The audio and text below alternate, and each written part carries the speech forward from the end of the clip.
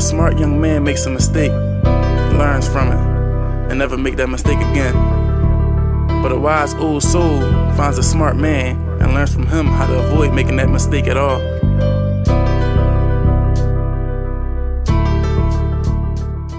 I want to thank you guys for tuning in. Make sure you like, make sure you subscribe, and make sure you comment. Give us some encouragement. Tell us what you would like to see next. So first, I'm going to start off by asking, what's your name? Alex, a.k.a. Unchained. Where you from? From Erie Avenue. Erie Avenue. How was it growing up in Erie Avenue? Oh, man, it was rough. It was rough growing up in the city, man. From a young boy all the way to an adult. Especially once you get older. You know, when you kids, we all friends, right. Everything is good. But once you start growing up and you got responsibilities, people start going their separate ways, right. Other people start doing different things, it started getting tough. Okay. Start losing friends and stuff. Okay. You know what I mean? So, what are some of the things, when you was a young boy, what are some of the things you was indulging in growing up? The streets, 100%. What age, do you know what age you went to the streets? I went to the streets when I was like, maybe in like 8th grade. Okay. So I started off young off the porch. Okay, so let's rewind a little bit. How was your household? Single mom, Mm-hmm.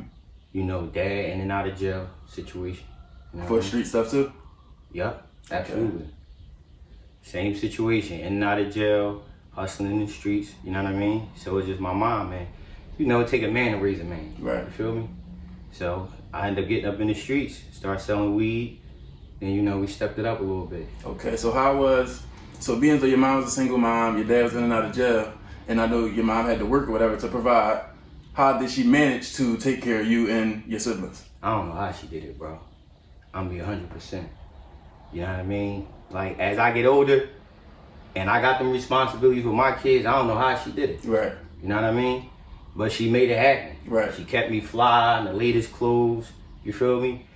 She always made sure I was taken care of, had a roof over my head. Right. You would have never knew I was, you know what I mean? Like I was living below the poverty line Right. at first eyesight. You Right. feel me?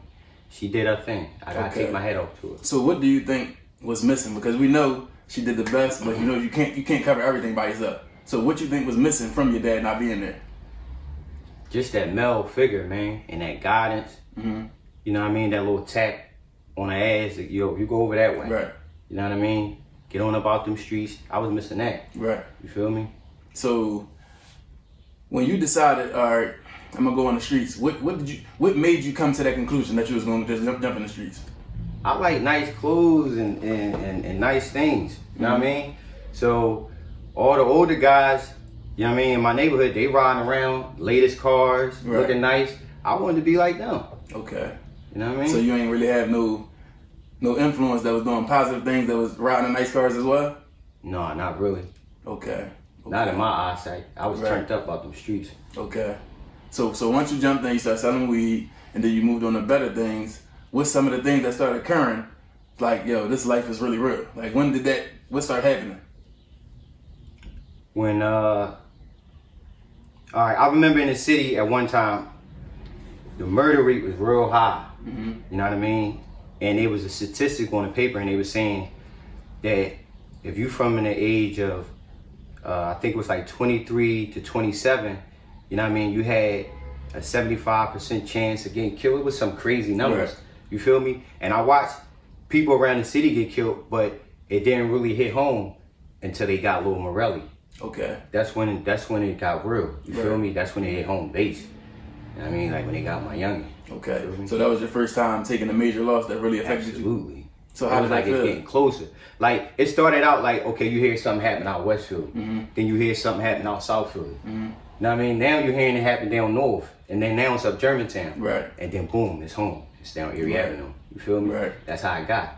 You know what I mean? So that's when it got real for me, man. So how did that make you feel? Hard. You know what I mean? It was like, you want to say it's a part of the game, but you ain't trying to hear that shit when it's one of yours. You feel me?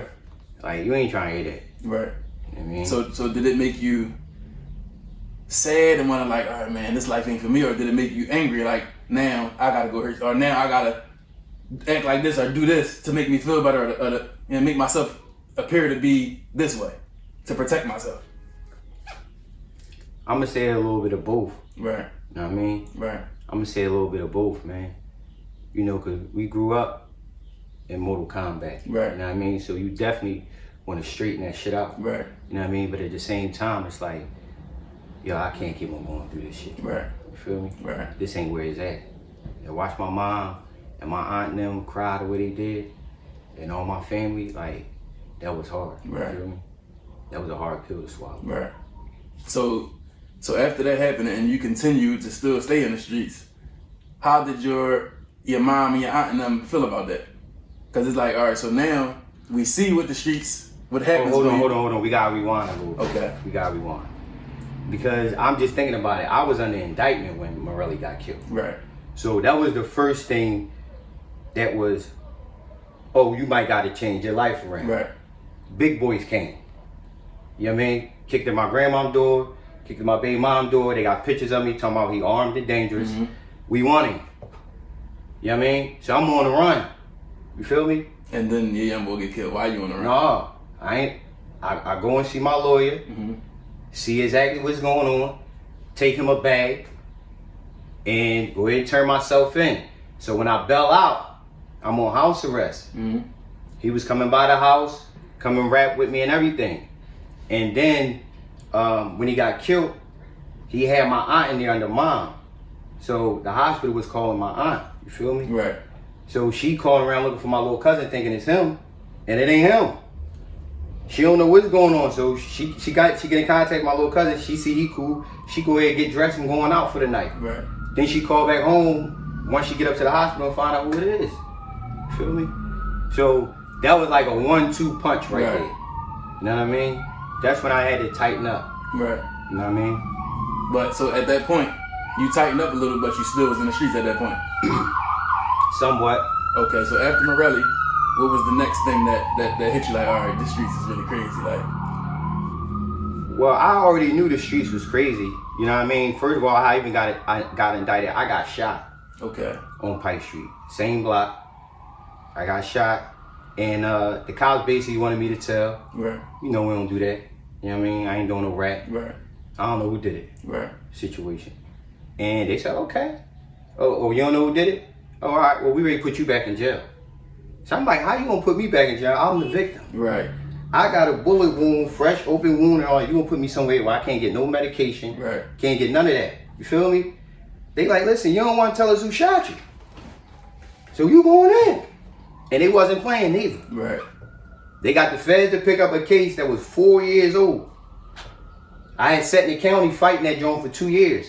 The feds came and picked him up. Gun case. Yeah. Oh, you don't want to tell? They needed some leverage. Right. You know what I mean? So yeah, so they booked me behind that job. I went to jail behind getting shot. And how long you had to sit? I had to sit like 6 months before I made bail. And that was your first time getting shot? Yep. So how was that experience? Oh man, it was I just felt like I got caught slipping. Okay. You feel me? And it was a bad joint because all my family was outside. It was like one of them sunny days. Mm-hmm. You know how it be around the hood. Everybody out, having a good time. You know, a nigga ran down, started letting loose. And he just hit you one time in your leg? Yeah, hit me in my leg. Straight in and out? Yep. But you still can walk and all that? Absolutely. Okay. And then that day, that's when you got sent straight to jail, that same exact day? No, because it took a little minute. Because first, the detectives couldn't even find me, first of all. Okay. So they got my PO to call me down to the office. That's another thing. I had been on probation. When I finally got on probation, I might have been on probation like 15 years. Right. Feel me? So they call me down there, and that's how they get me, and they get to talking to me. I wouldn't sign no paperwork, wouldn't do no talking. So they got the feds to pick my case up. Right. And they came and scooped me up. I made bail. A couple months after I made bail, then Morelli get killed. Mm-hmm. You know what I mean? And I was telling Johnny, like, yo, we gotta do something else, bro. Right. You know what I mean? Like, we gotta do something else. And he already knew it. You know what I mean? So we was in the mix of doing that. We was in the mix of tightening up. We had bought a couple properties, started fixing them, trying to create other avenues to go ahead and get up out the streets. Right. Because we already knew, like, all right, now this shit hitting home, bro. Right. Feel me? So, all right, so timeline. You got indicted. I got shot first. Shot first, indicted. I got shot, I didn't tell, Mm-hmm. indicted. Indicted. Bailed out. Bailed out. Right. Morelli get killed. Short time after that, I ended up going back in. I was fighting my case. I had a drug and a gun case. I beat the drugs and I lost on the gun. So I had to go back in. And how long you had to go in for? Well, the judge gave me 77 months. Okay. So can you tell me a little bit about the jail experience? Well, the feds ain't nothing like the county, ain't nothing like the state or none of that. That joint filled with a bunch of rats. Right. You know what I mean? If it's 150 people on the block, maybe 50 of them ain't tell. Right. You know what I mean? So it's a whole different ball game. Right. God allowed me to go through that experience, let me really see, oh, you gotta tighten up. You can't be out here in these streets. Right. Man. These niggas don't stand for nothing. They scared to death for the feds. When they come knocking, they're telling their mother. Right. You know what I mean? And that was a scary feeling. You know what I mean? And I started seeing, when I started studying and getting into the law, I started seeing how easy it is for them to line you up and basically send you away for 360 months. That's one of their favorite numbers. Right. You feel me? And anybody don't know what 360 months is, that's a 30 ball. Right. You feel me? Right. You know what I mean? So I said, oh no. So basically you start to understand that it's really like a trap. Yeah. It's all set up just for that. Absolutely. Right. Absolutely. So how did you manage to like maneuver in the jail? Well, first of all, I always stayed to myself. All I did was work out, play chess, and read books. You know what I mean? I had a couple other dudes that I messed with that was from out NY. Shout out to my man Mo. Real good dudes, man. That was young, getting money like me. Right. You know what I mean? And we just clicked together. We was out the way. Everybody was on that. We felt like we in the way right now. We got to get back out in the streets. This jail shit is for the birds. Right. You feel me? So that's what it was when I was in there. I'm trying to get out of here as fast as possible. Right. I don't belong in this joint. Right. You know what I mean? But one thing that helped me change my life around, I read Jay-Z book called Decoded. And like, since I was a young boy, I always wanted to be a billionaire. Right. I always loved money, always wanted to be rich, wealthy, all that. But I read that Decoded, and Jay-Z was breaking down the song. He said, ain't nothing wrong with your aim, you just gotta change your target. Right. So then that's when I started studying more on like real estate, passive income, stuff like that. So I could, you know, still get the same amount of money that I was getting in the streets, but I ain't gotta watch over my back for it. Right. Feel me? So do you feel like you love money, or you feel like you love the things that money can allow you to do, like the freedom that having money gives you? The freedom that having money gives you. Okay. Okay. So while you was in jail, you read the book, you figured out that basically is another way to accomplish the same thing that you wanted to accomplish. Absolutely. So what were some of the reasons? All right, so while you in the streets, was your goal to get rich in the streets? Did you think that you was going to be a millionaire from the streets? I thought it was going to be a stepping stone. Right. You feel me? I thought it was definitely going to be a stepping stone. I didn't think, well, you could get rich in the streets. I can't say that you can't get rich in the streets. But I never looked at it like I wanted to get rich. I just wanted to use it as like a stepping stone for me to do something else. I didn't want to make you it think career. it's a high chance you can get rich in the streets without right going now, to jail or dying? No, not at all. Right. Not at all. Like, out of 3 niggas, like I'm gonna say out of me and 2 other people that I consider squad, 2 of us went to the feds and 1 of them is dead. Right. So the statistics show you right there, brother. Right. And I was doing that at a high level. Right. So out of 3 people, basically everybody lost. Everybody. So what I just got from what you just said is basically anything is possible. Anything under the sun is possible. So it's possible that maybe somebody can get rich out of the streets. But the statistic shows you that possibility is very, very, very slim. You heard what Jeezy said. He said the chances making out slimmer than some microbreeds. Right. You feel me? Right. Real slim. Right. So did you see anything like kind of like traumatizing in the jail? Like people getting stabbed up, anything like that? That wasn't traumatizing for me because that was regular. Like, you know, we see niggas getting shot out here on the streets. Right. So a nigga getting stabbed, you know, you look at that as like, that's like meatball shit. There wasn't nothing really traumatizing in there to me. The only thing was traumatizing was me being away from my family. Right. Me being in the way for the first time in my life. Right. You You know what I mean? Right. That's what was traumatizing. Right. You know what I mean? But wasn't nothing worse. Like, I might have been able to do that bit a little bit better, but one day when I was inside, this was the most traumatizing thing that happened to me. You just brought me back to remembrance. I remember one day I was ready to get on the phone, and I'm ready to call my child's mother, and I'm like, I said to myself, I never told nobody this, I said to myself, I said, it's been a long time since I called home and some bullshit happened. Mm-hmm. And when I call home, my kid's mother is crying so hard, bro. Like, I'm like, yo, what's going on? I cannot even understand nothing she's saying. You hear me? I'm like, what's going on? She said, they killed your brother. They killed your brother. Now, I got a couple brothers, about 4 or 5 of them. So I'm like, which one? She said, Gage. They got Gage. I said, oh, man, you're killing me, man. I said, how you know he dead? I ain't gonna believe it. Right. I said, how you know? She said, babe, I'm telling you, they got him. Know what I mean? I slammed that phone so fucking hard, I thought I broke the joint on the phone joint. You feel me? And then in the Fed, you can't just get back on. I had to wait 15 minutes. So I'm pacing the floor like a ticking time bomb. Get back on the jack. I call my stepmom and to verify what's going on. And she tell me it's official. You know what I mean? So I just went on in. I went in myself because I ain't want to hurt nobody. Right. You feel me? So I went in myself, and I had one of them cellies, man. He was a very, very smart, intelligent guy. You know what I mean? He had the biggest custom gun shop in Pennsylvania. He's a multi-millionaire. He owned a farm, stuff like that. And he was one of the top leading gun experts in the United States. Mm-hmm. You know what I mean? The attorneys used to pay him $500 an hour for expert testimony. You feel me? Mm-hmm. He was real good dude, and he was Bible-based too. You know what I mean?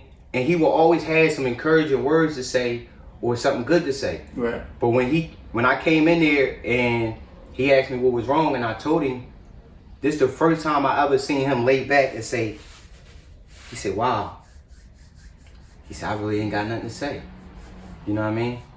So he just left me alone. Right. You know what I mean? And that was the first time I ever seen that he ever said that to me. But that was the most traumatizing thing. That was a major, major turning point as far as the streets. You know what I mean? Me losing Jizzle. Right. For sure. So it was like your last straw, like, no. For sure. Right.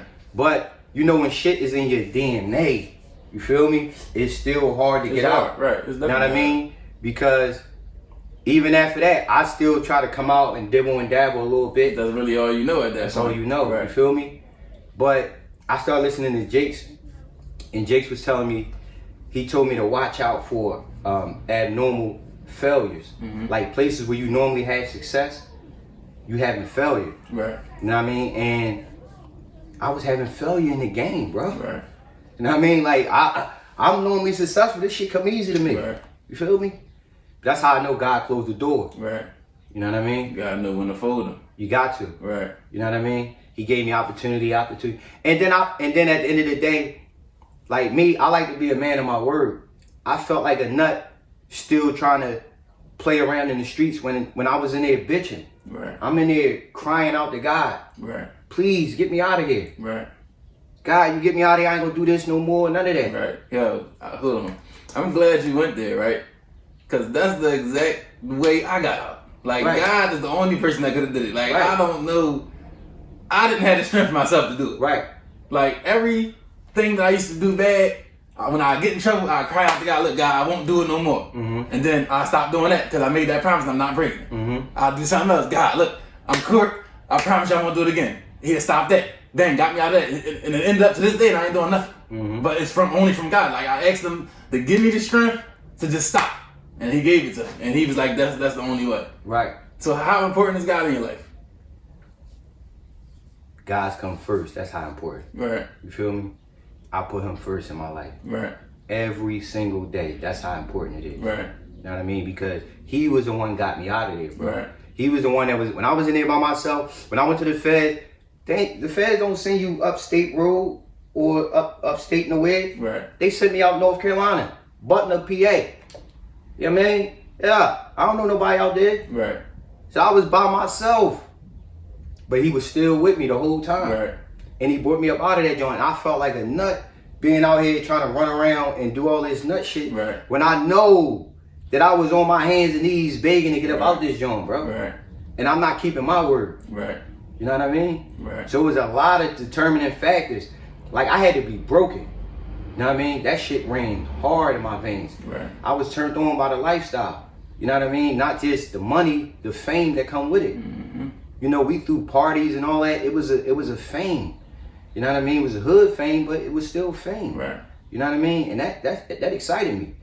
Now, so he had to wipe that shit out my mouth. Right. You know what I mean? And that's exactly what he did. That's heavy. That's heavy. So can you go back in your recollection times where you was in the streets and you know that God saved you? Every single, like when things happen, can you recollect a time where God saved you and you knew it was God?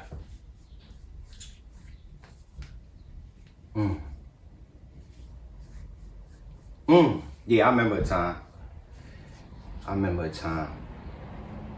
Number one, when I got shot, that was the time that God definitely saved me because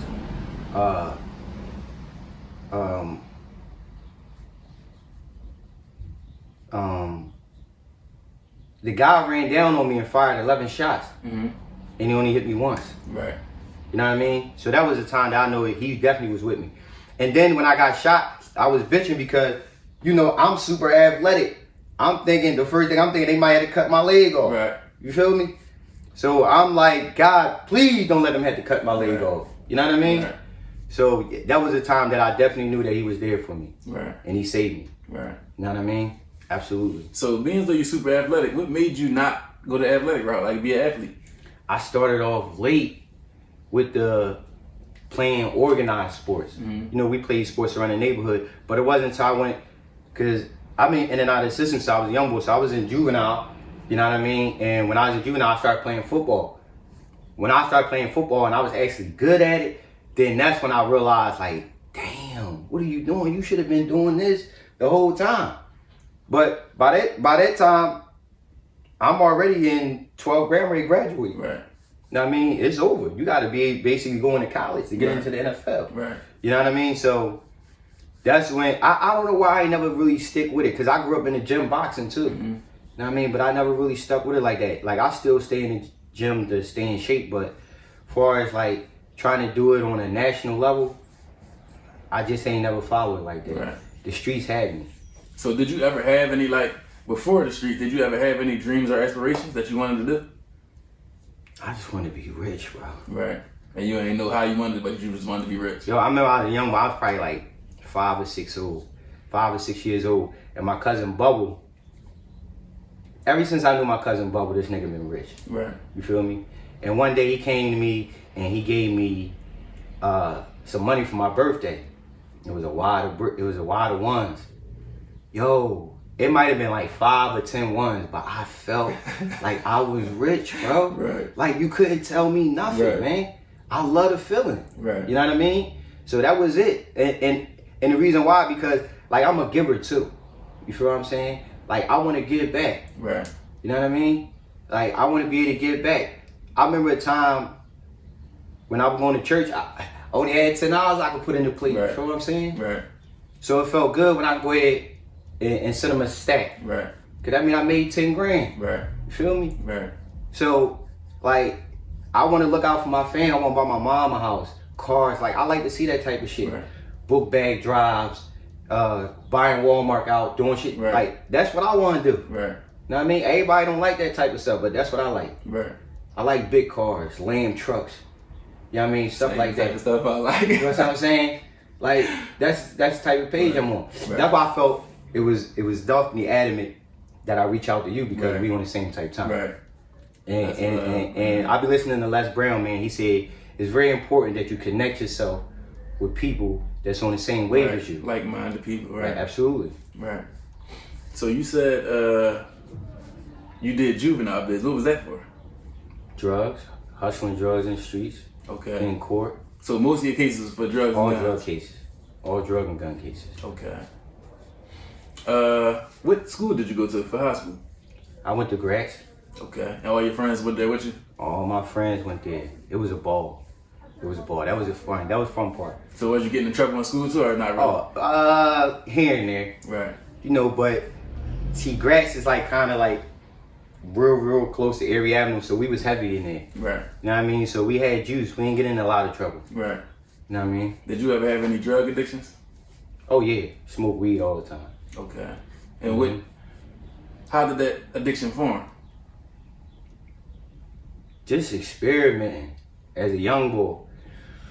I remember the first time I smoked weed, we was on the back block. A couple of my homies was lighting up. I said, let me catch it. And then after I smoked, I was scared as shit, wanted to go in the house. Thought somebody knew I was gonna be high. Right. You know what I'm saying? But yeah, man, that's how I got into it. And it would be periods of my life where I smoked for a while, and then I stopped, and then I smoked for a while, and then I stopped, stuff like that. But it's time for it to be a wrap. Sure. What did it do for you?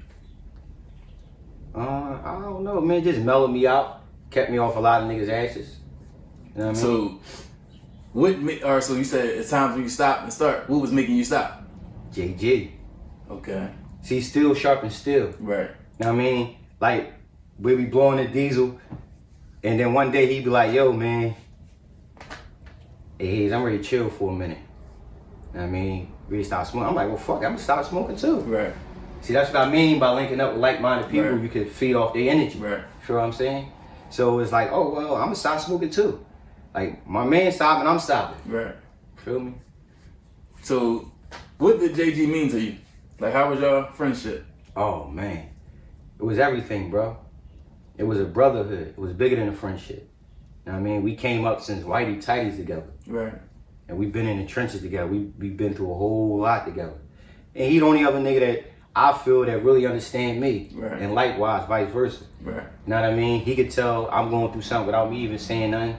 And I could tell the same thing for him. Right. You feel me? And he kept me sharp, bro. You know what I mean? Like, that was another thing. Like, all right, so once I came out of the feds, that's another thing that made it so hard is that I didn't have him out here. You feel Right. me? It wasn't the same. Right. You know what I mean? It wasn't the same without Jizzle. So that's why, you know, I said, man, I gotta go ahead and put this thing down, man. So him being taken away from you, how did that make you feel, like, truly in the inside? Like, it made me feel like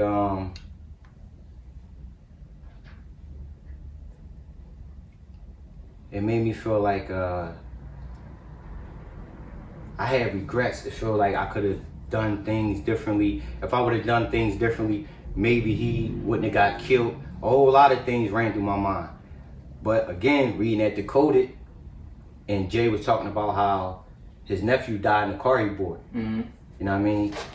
And he was basically talking about how he had to live with regrets. And that's what I had to do. I had to basically move on and live with my regrets.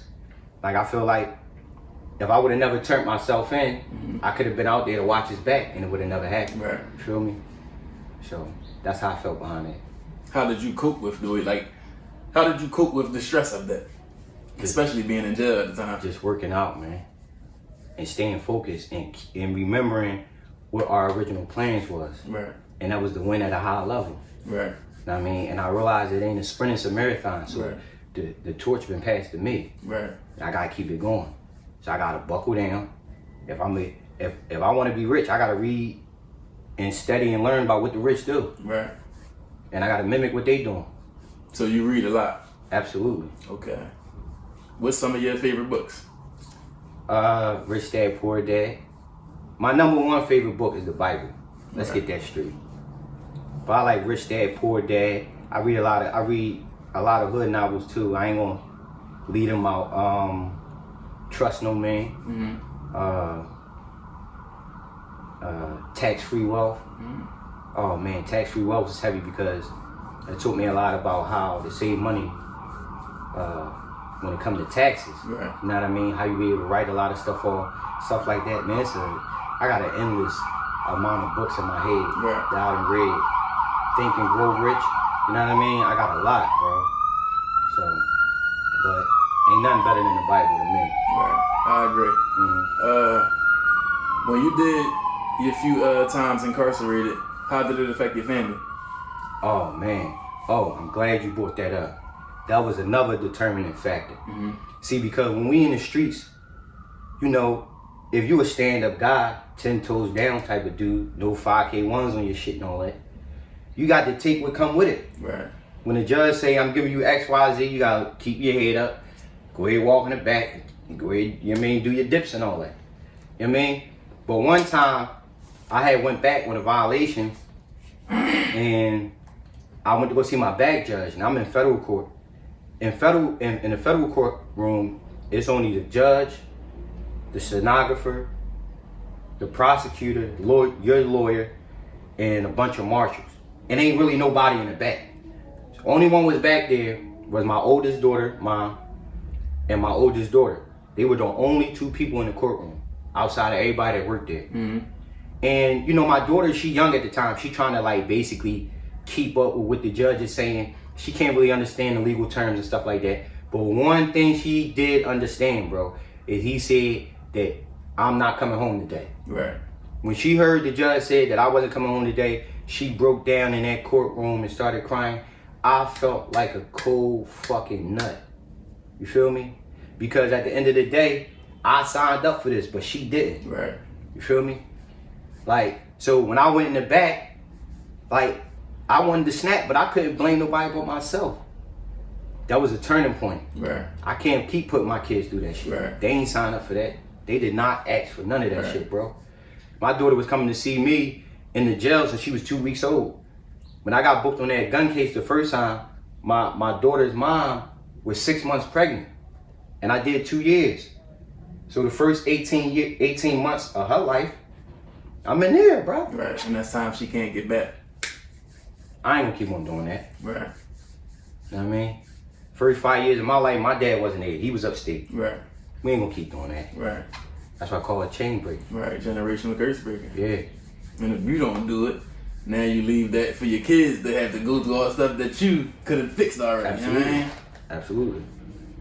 That's heavy, man. That's heavy.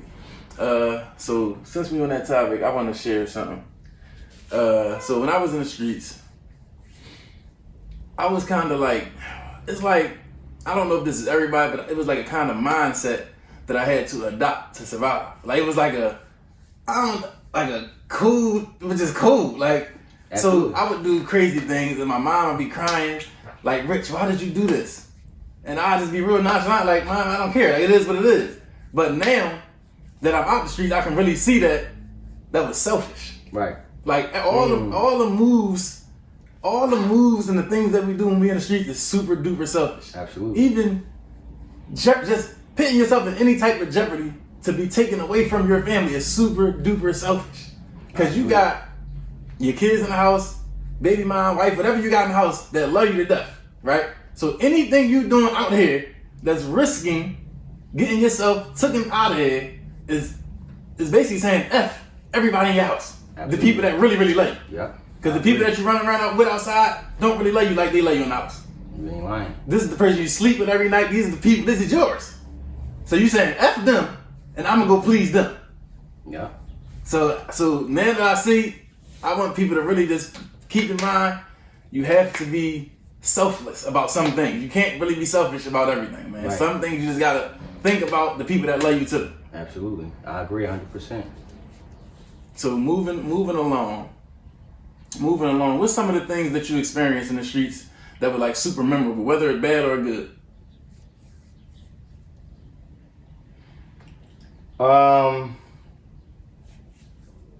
Something that you would never forget. Like, this is a crazy memory.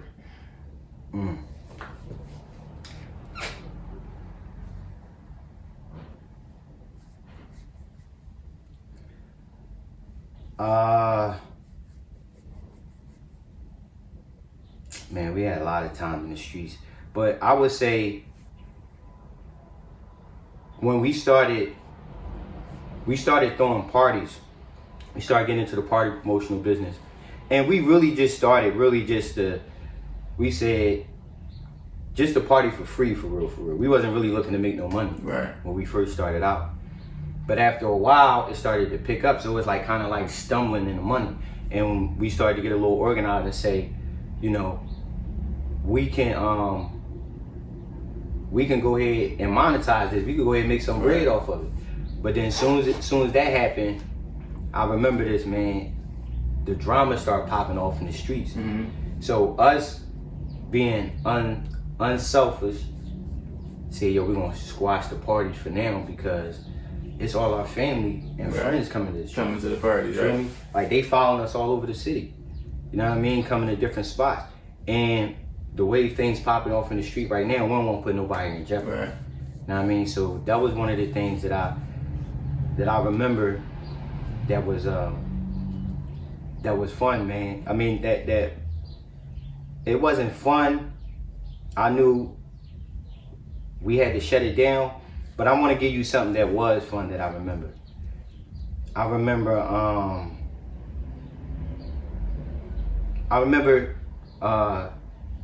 Johnny calling me and he was like, yo, I want to go trade my car in. He had a Camaro at the time. Mm-hmm. And he like, I want to go get the Bumblebee joint. And I'm like, Bumblebee? So I'm like, all right, whatever, man. So we go up there, look at the joint. The joint, bright yellow, 2 stripes down the middle. I'm like, dog, look, that joint gonna be drawn. Right. You know what I mean? Like, we run around getting too much money. We can't be drawn like that. So he was like, all right. So we just looking around, and I was looking at this. I seen a car over there, and kind of the way the back was shaped, it looked similar to the Aston Martin. So I'm like, what's that? So we went over there. It was a Jag. So the guy let us test drive it. We went to test drive it, and Johnny was like, yo, he said, I'm coming back for this joint. So he went to get the Bumblebee joint, Right. Ended up getting the Jag. Right. Because I told him, I said, bro, this is where it's at. He asked me, he said, damn, Hayes. He said, is these in? I looked at that nigga. I said, nigga, we trendsetters. Right. We don't go with what's in, we say what's in. Right. And he looked at me, started smiling, man. He said, damn, man, that's why I love you, bro. You know what I mean? And it was a 750 in there, too. They had repossessed from somebody, big ass rims on it. And, you know, I'm a Beamer boy, so I like the 750. Mm-hmm. And I told Jizzle, I said, yo, man, I beat this case. I'm coming back and get this joint. Man, he said, yo, you beat that case, nigga. We out. We going on vacation. I'm taking you out of Miami, nigga. You feel me? Mm-hmm. So that was one of the things I remember, man. And when he got that Jag. And so I said, so once he got it, I said, you know your name now. Jaguar Johnny. Mm-hmm. You know what I mean? So he was like, Dad, man, I like the way that sound. I said, yeah, that's what it is now. I said, you Jaguar Johnny now. And what year was that? This had to be in 09. And that was before, because... No, I'm lying. This was like, probably like 2010 or 11. Right. But that was at the time when them Jones really was heavy. Because, you know, now everybody running around with him. Right. He got him in the first. Right. I remember that. This was a minute ago. Right. I remember that. So how was your relationship with your kids and stuff? Being as though you missed some years and stuff, how did you? Well, my relationship is good, man. I'm always in their life. You know what I mean? Right now, on the strive to being successful, I wish I could spend more time with them. But Right. man, my relationship is pretty solid with them. Right. You know what I mean? I just had a little boy, he 2. His name Messiah. Mm-hmm. You know what I mean? How many you got altogether? I got 3. Okay. 2 girls and 1 boy. Okay. You know what I mean? My oldest is 14, my youngest is 2. Right. How important would you say it is to have God in your relationships and God in your family? Extremely important. I read a verse one time, and he said, as for me and my house, we serve the Lord. You know what I mean? So, I really live by that. Right. I don't got nothing to do with what's going on in nobody else's career. Right. But in this joint right here, we gonna go ahead and we gonna put God first. Right. You know what I mean? And I'm gonna teach y'all just like I learned. I feel obligated to teach y'all because for real, even though I kind of like strayed away from God and all that stuff, as a kid, my pop, that was one of the things that he did do that was good. He took us to church, bro. Right. We, at being young, we didn't really understand it. We seen people falling out and all that. We thought it was a game. But it didn't matter. He still instilled it. So Train it's them up still the way there. they should go. Absolutely. So you strayed away, but you came back where you was trained up to go. You know what I mean? So he did his job correctly. Absolutely. That's what's up, man. So what's any growing up, what's some traumatizing things that you'll never forget? Like things that might have hurt you, you know what I mean? That you forgave people for, whatever the case, anything that hurt you when you was growing up. As an adult or as a kid? Period. Oh man. When I got that phone call that Cash Money was shot. Mm-hmm. When I got that phone call and I ran up to that hospital and you know he was still living, bro. Mm-hmm. Feel me? And I was outside praying and everything. God, please. You feel what I'm saying? Not this one. Just another day one. Right. And the crazy thing is, him and Gage got the same first name. Both their name is Cav. Right. This is my other Cav right here. You feel what I'm saying? So, I wouldn't leave because he was still going to do the surgeries. I broke day up the joint.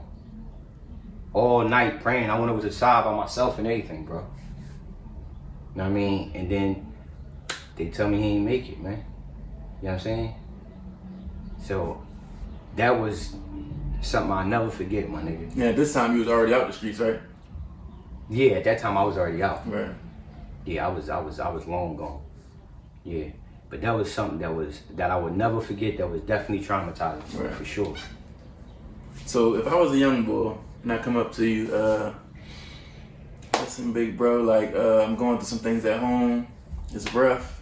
My baby mom lost her job. I can't afford to pay my rent, whatever the case may be. I want to get some money.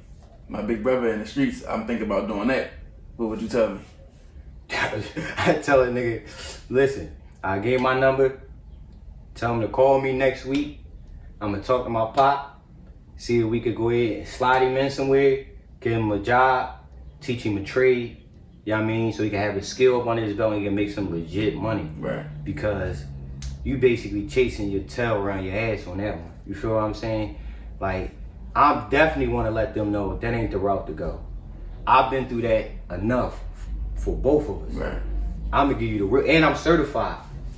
Like, I'm stamped. Right. If I say it, you can take it to the bank. Right. I'm telling you the real deal. I don't want to glorify this shit at all. So if I go to the streets, what am I jeopardizing? You jeopardizing your life, number one. Because the judges say life like it ain't your life, bro. Right. You jeopardizing your life. Then you jeopardizing your family life. Because let's say you get in the streets and the drama come. Because eventually it's coming. Right. Especially in Philly. Now I mean, now you got to be strapped. So now you riding around, you got a gun on you. You jeopardizing yourself from possibly going to jail. And then not only that, let's say you got your kid or something in the car with you. And you beefing. And somebody run down and run and shoot up your car.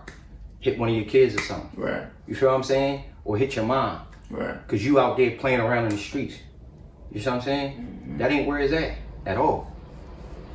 Well, thank you for that. I changed my mind. I ain't going to the streets no more. So, is it anything that you want to share with the people before we start to wrap it up that we didn't cover? I just want to go over that one point one more time because Okay. that's what it's really about for that next generation, man.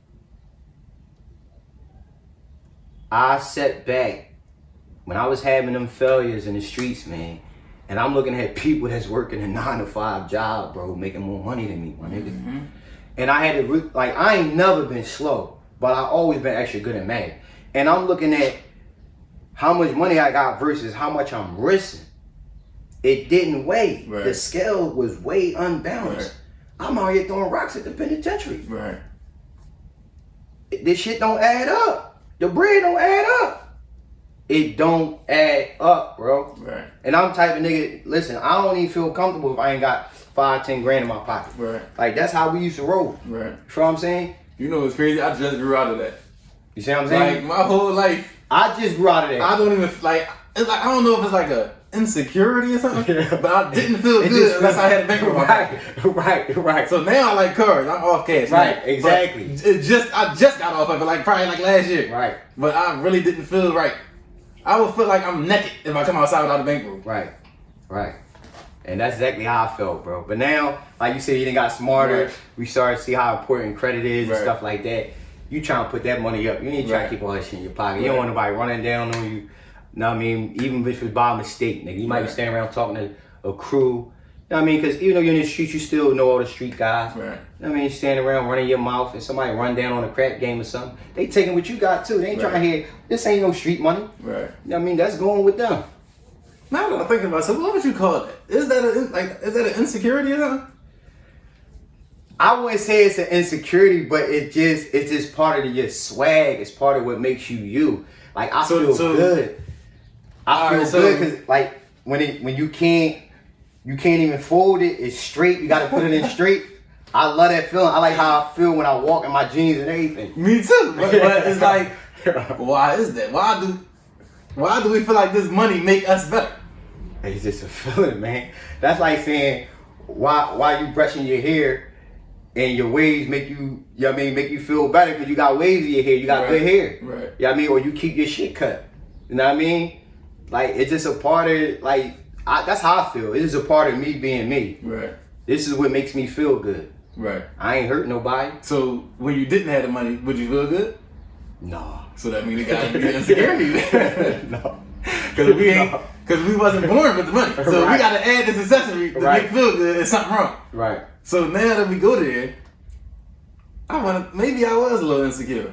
Hey, if you want to call it insecurity, that's what it is. Because even like with stuff like cars and all that type of stuff made me feel better too. Right, absolutely. So maybe it was something going on inside that I just had to cover the stuff up. But it is what it is. Right. It just was what it was. Or maybe you just like nice things. I do too. But you can like something, that's cool. But when you don't feel good without that thing, that's when it's a problem. And I didn't feel, if I didn't have no money, I didn't feel good. I feel and I'm going to keep it all the way at me. Right. So something is wrong. Right. So how can we solve that problem for other people so they don't have that same problem we had, not feeling good without money or having nice things? All right. I'm gonna put it to you like this. When I was in jail, there was one song that got me through. Mm-hmm. They played it on the radio at that time all the time. I would stay up and listen to the radio till it come on. It was J. Cole songs, and it's called "No Such Thing as a Life That's Better Than Yours." Mm-hmm. You know what I'm saying? And I had to listen to that song last night because I came in the crib after the gym. And I was thinking about some things, feeling like I should be further along than where I am. Right. I know too much. I've been through too much. This, that, and the third.